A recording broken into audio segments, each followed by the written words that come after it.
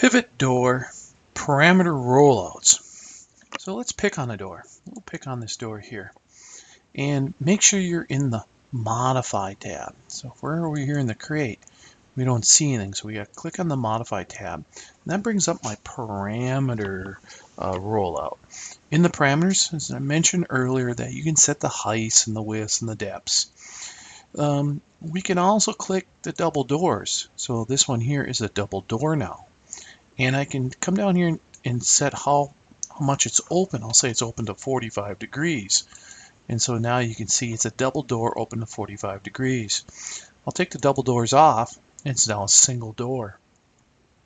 I'll flip the swing. So now it's flipping the swing towards me. I'll flip the hinge. And now the hinge is on the other side.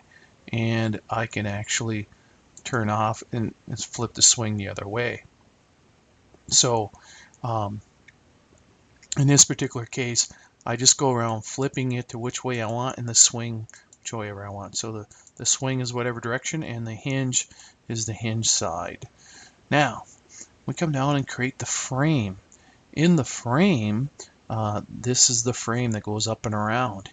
And we set the width and the depth of that frame and an offset to that frame. So generally, we don't need to control that as much as typically the swings and the hinges. And people tend to ask me, well, what's the normal open?